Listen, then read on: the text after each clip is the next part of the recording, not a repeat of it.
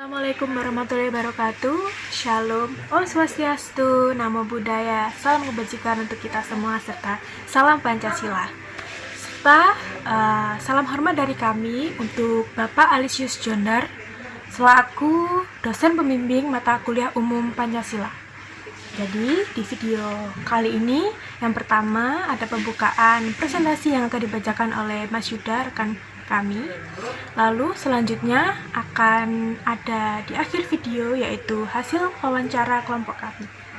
Silahkan Mas Yuda. Terima kasih. Selamat malam. Assalamualaikum warahmatullahi wabarakatuh. Jadi kami dari kelompok 2 Pancasila akan mempresentasikan hasil kerja kami yaitu implementasi kesetaraan gender di pabrik alas kaki. Kami berlima ada Mbak Berlianti Melinda, Mbak Dona Silvi, Mbak Revika Febianti, Mbak Citra Krisna Dewi, dan saya Yuda Febriadi Saputra. Kami akan menjelaskan masing-masing materi yang telah dibagi, dimulai dari saya yang akan menjelaskan mengenai background dilaksanakannya. Silakan Mas Yuda. Saya ingin mengetahui apakah masih ada kesetaraan gender yang terjadi pada lingkungan kerja yang ada di Indonesia, serta faktor-faktor apa saja yang dapat menghambat atau mendorong terjadinya ketidaksetaraan gender, karena pada penelitian kali ini diharapkan dapat tercipta lingkungan kerja dan ramah gender. Perempuan memiliki kesempatan yang sama dalam mengembangkan karir dan mendapatkan perlindungan hak-haknya di tempat kerja. Lalu dilanjutkan oleh teman saya. Silakan.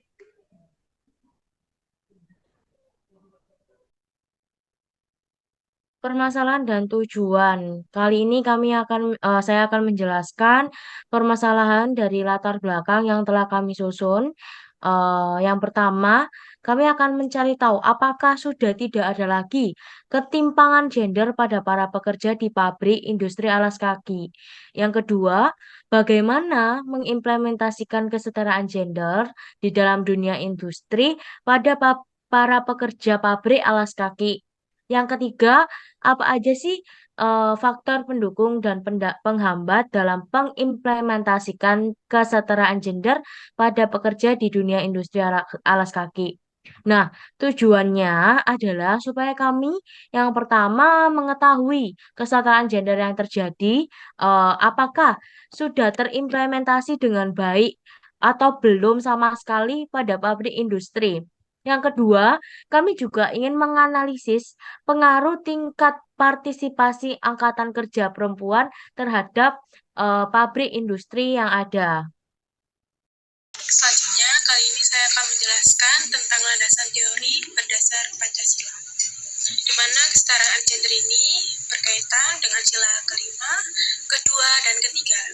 Sila kelima Pancasila yaitu keadilan sosial bagi seluruh rakyat Indonesia, di mana dengan kesetaraan gender, sila kelima ini mencakup kebebasan berekspresi dan keadilan bagi setiap gender. Selanjutnya, sila kedua Pancasila yaitu kemanusiaan yang adil dan beradab, juga berkaitan dengan kesetaraan gender, di mana sila kedua ini mengakui persamaan derajat, hak, dan kewajiban asasi setiap manusia tanpa memandang perbedaan ras, agama, gender, dan lain-lain. Terakhir yaitu sila ketiga Pancasila, Persatuan Indonesia, di mana sila ketiga ini menyatakan bahwa tidak ada persatuan tanpa keadilan gender. Baik, selanjutnya akan dibacakan oleh teman saya. Saya akan memaparkan materi tinjauan pustaka, teori feminisme liberal. Teori ini berasumsi bahwa pada dasarnya tidak ada perbedaan antara laki-laki dan perempuan. Karena itu, perempuan harus mempunyai hak yang sama dengan laki-laki. Meskipun demikian, kelompok feminis liberal menolak persamaan secara menyeluruh antara laki-laki dan perempuan. Dalam beberapa hal masih tetap ada perbedaan antara laki-laki dan perempuan. Bagaimanapun juga, fungsi organ reproduksi bagi perempuan membawa konsekuensi logis dalam kehidupan bermasyarakat. Teori kelompok ini termasuk paling modern di antara teori-teori feminisme.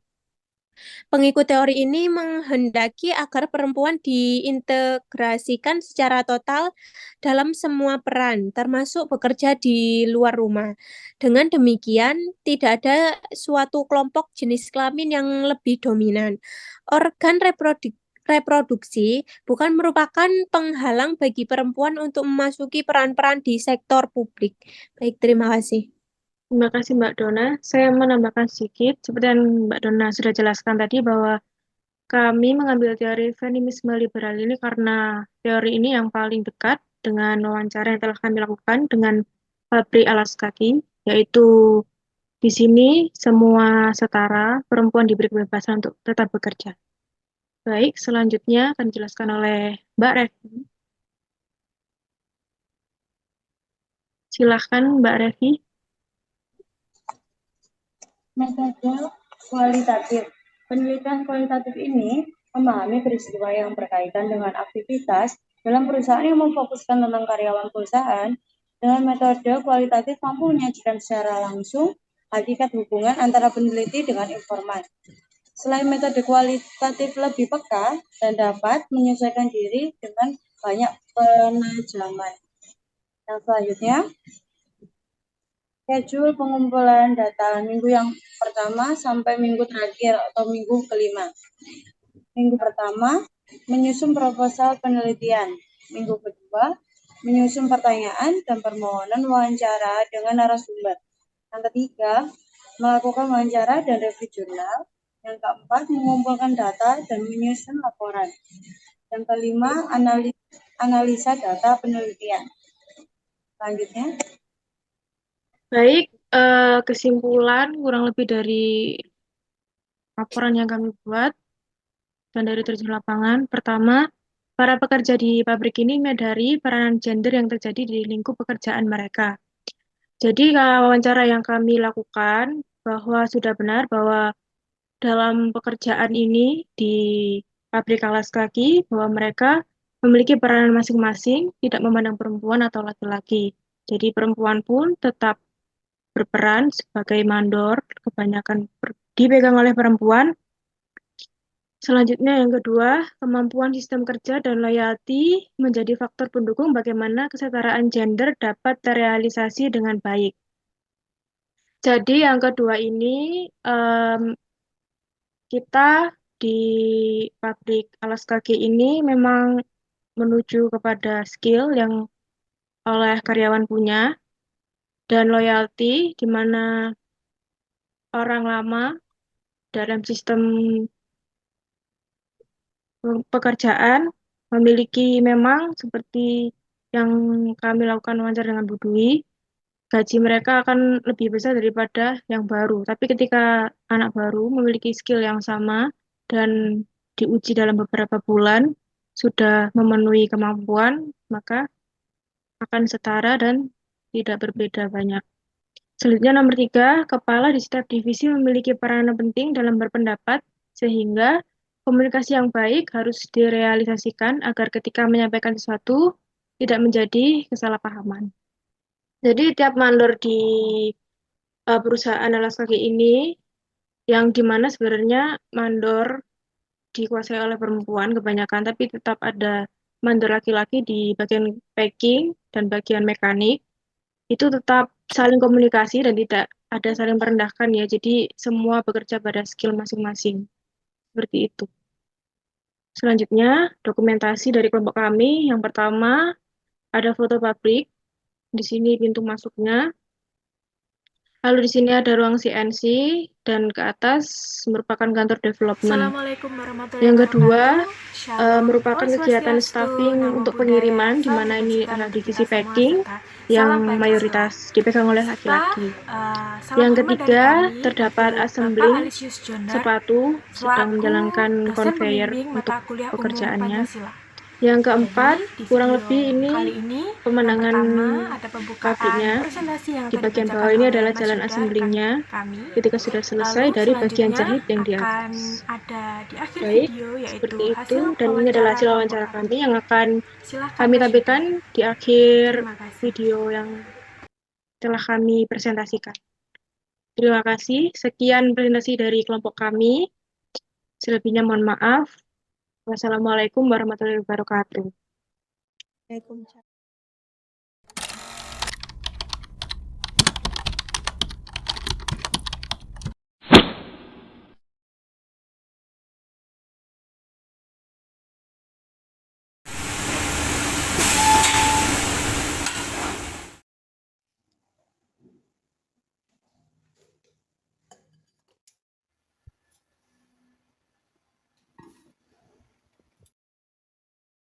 Baik, sekarang saya bersama Ibu Dwi. Selamat sore Ibu. Selamat sore.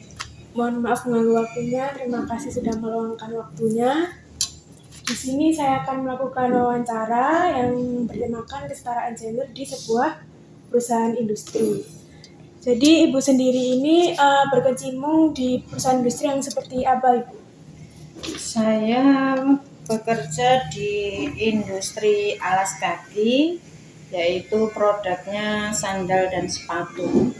Sandal dan sepatu. Ya, Jabatan Ibu sendiri di sini itu sebagai apa Bu yang diambil? saya sebagai factory manager dan untuk saat ini masih juga sebagai kepala produksi. Kepala produksi. Baik, Ibu sendiri sebagai kepala produksi tugas-tugasnya itu seperti apa Ibu? Secara garis besar saja. Untuk sebagai factory manager ya, kita pasti menentukan timeline atau schedule setelah menerima order kita dari buyer, kita menentukan schedule produksi.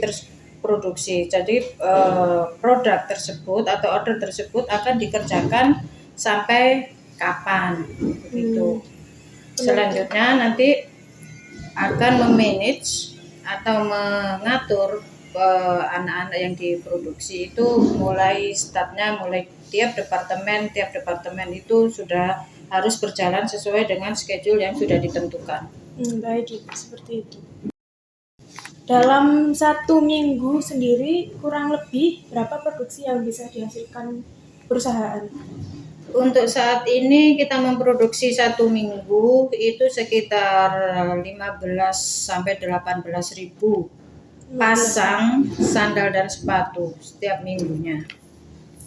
Bisa sebanyak itu ya Bu ya. Kira-kira para pekerja di sini tuh bekerja dari mulai pukul berapa sampai hingga berapa ya Bu? Kita mulai produksi jam 8 pagi sampai dengan jam 5 sore. Dengan perhitungan tersebut seharusnya hari Sabtu kita libur. Tetapi jika memang ada order yang harus dikerjakan, maka kita hari Sabtunya itu akan masuk bekerja. Baik, begitu. Ibu sendiri sudah berapa lama di sini? Saya sudah bekerja di perusahaan ini selama kurang lebih 15 tahun. Wow, lama sekali ya Ibu. Iya. Pasti Ibu pasti hafal divisi apa saja yang di sini. Divisi-divisi di perusahaan ini. Divisi yang ada di perusahaan ini mulai dari untuk di administrasi ya, itu jenjangnya sampai ada bagian PPIC untuk kalkulasi, kemudian untuk membuat instruksi kerja ke produksi, kemudian ada departemen accounting pastinya, dan finance, kemudian tax atau pajak, perpajakan itu pasti ada, kemudian ada administrasi yang lainnya. Kalau untuk departemen di factory sendiri atau di pabrik itu banyak sekali sesuai urutan kerja. Jadi ada departemen cutting atau plong, kemudian ada departemen sewing atau jahit, kemudian ada departemen, ada outsource, kemudian ada assembling, dan ada finishing. Itu secara garis besar departemen yang ada di perusahaan ini. Nah, secara garis besarnya sendiri, saya penasaran sama departemen assembling dulu, Bu. Itu Iya. dikepalai oleh perempuan atau laki-laki kah? Assembling sepatu ya. Berfungsi ada 2. Untuk di perusahaan kami ini, departemen assembling itu dikepalai oleh perempuan. Perempuan. Iya. Kalau jadi Ibu nyebutkan ada accounting ya, Bu? Iya. Apa itu ada kepalanya sendiri atau memang berjalan secara bersamaan? Accounting ada kepalanya sendiri. Tiap departemen pasti memiliki satu kepala departemen yang ditunjuk untuk mengkoordinasi anak buahnya, karena pasti kepala departemen tersebut tidak akan bisa bekerja dengan untuk mengatasi pekerjaannya oleh dirinya sendiri ya. Mayoritas itu laki-laki atau perempuan yang Kalau di perusahaan pemimpin, Iya. kepala departemen. Iya, itu mayoritas. Kalau secara mayoritas semua departemen yang saya sebutkan tadi itu mayoritasnya sih perempuan. Perempuan. Iya. Baik. Kembali ke produksi. Di bagian produksi itu semisal produksi assembling ya Ibu ya tadi dikatakan itu para pekerjanya itu mayoritas perempuan atau laki-laki atau setara saja, itu bagaimana? Kalau di departemen assembling kita ya, terutama di hampir semua departemen, kalau perusahaan factory atau pabrik sepatu itu lebih banyak itu wanita atau perempuan yang bekerja ya. Baik, apa karena mungkin terampil ya Bu? Kalau di dominasi laki-laki ada nggak Bu satu departemen gitu yang kebanyakan laki-laki dipegangnya? Kalau di perusahaan ini yang dominan laki-laki adalah kalau di pabrik itu departemen packaging karena kemudian gudang atau warehouse. Tapi kalau untuk departemen yang membutuhkan skill yang di istilahnya itu ya, staff ya, itu ada development itu R&D lah, untuk mendevelop atau membuat desain sepatu itu memang banyak yang ahlinya adalah laki-laki. Ya. Baik. Dari semua karyawan yang ada di sini sebenarnya ada nggak sih perekrutan khusus atau ketika kita butuh karyawan di perusahaan ini ada karakteristik atau ciri penampilan khusus tidak untuk merekrut, atau harus perempuan atau harus laki-laki? Kalau untuk secara penampilan, misalnya dibutuhkan penampilan yang harus tinggi badan sekian atau ciri-ciri fisik itu tidak ada. Kalau untuk laki-laki dan perempuan pun tidak ada. Asal baik laki-laki maupun perempuan yang memenuhi kriteria skill dan kemampuannya untuk bekerja, maka kita bisa menerima. Oh, baik. Sesuai kemampuan bekerja berarti? Iya, betul.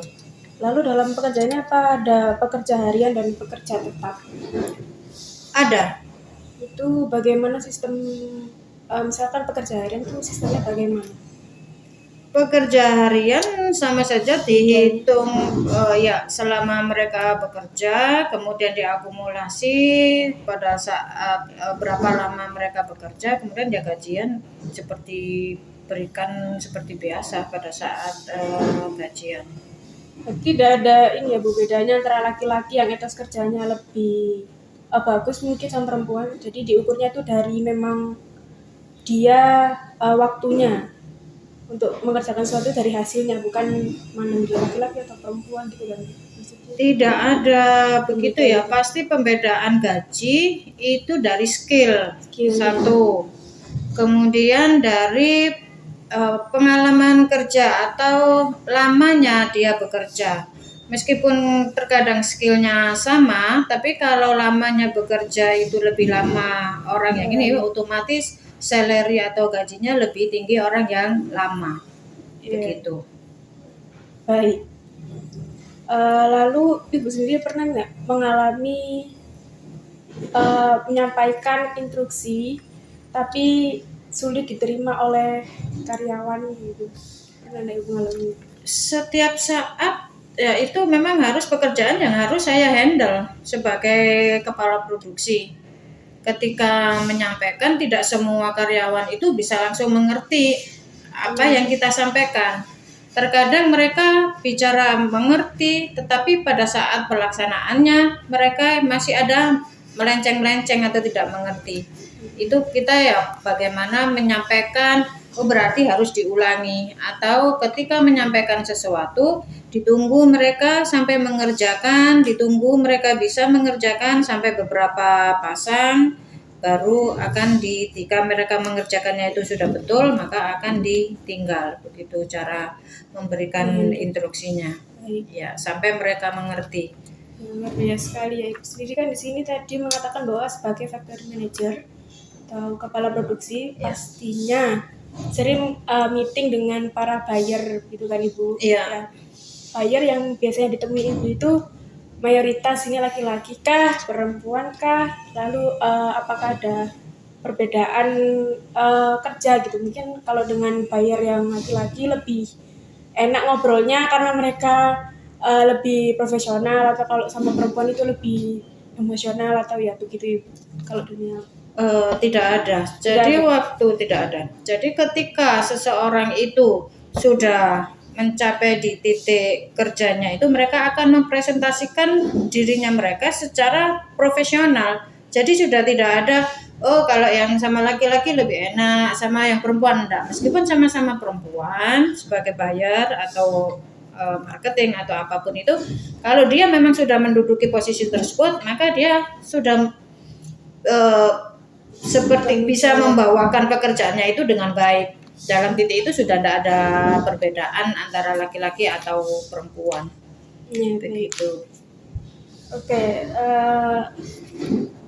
profesionalisasi bekerja. Tapi ketika seperti Ibu tadi bilang, kalau yang membutuhkan keterampilan produksi mungkin lebih banyak dilakukan oleh perempuan, Ya. sedangkan seperti packing, development itu laki-laki. Nah, bagaimana jika posisi itu didominasi oleh lawan jenis, misalkan packing itu didominasi oleh perempuan dan development juga didominasi oleh berpengaruh gitu ya? Kalau di packing ya, kalau di pabrik itu terutama bagian packing itu kita untuk melakukan packing sendiri anak perempuan tidak apa-apa. Tapi dalam departemen packing tersebut ada pekerjaan yang membutuhkan mengangkat hasil packingan. Itu tidak bisa perempuan, kayaknya kurang manusiawi kalau perempuan harus mengangkat barang-barang berat. Tapi kalau untuk skill develop, misalnya ada perempuan yang memang mempunyai keahlian, itu banyak kan sekarang sekolah ATK itu tentang teknik kulit, itu banyak perempuan yang menjadi desain, menjadi pattern maker istilahnya, itu perempuan itu tidak ada masalah, tidak akan ada masalah. Jadi yang memang yang pekerjaan laki-laki itu yang lebih dominan ke mengangkat benda atau yang memang pekerjaan berat. Ya, pekerjaan berat. Seperti itu ya Bu. Ya. Jadi dalam perusahaan Ibu sendiri itu apa ada memberikan cuti melahirkan? Sudah pasti, kalau cuti melahirkan sudah pasti diberikan oleh semua perusahaan, saya rasa ya. Itu yang mungkin memang penting nggak Ibu untuk urgent. Tapi kalau misalkan ada hari ayah, hari ibu, itu tetap diberikan libur kayak tanggal merah atau tidak? Tidak, jadi tidak memberikan khusus untuk ketika hari ayah atau hari ibu, tetapi jika ada karyawan yang kebetulan memang mau ada izin merayakan, itu kita pasti memberikan izin. Baik. Terima kasih Ibu atas waktunya. Sekian wawancara yang bisa saya sampaikan hari ini. Baik, terima kasih. Semoga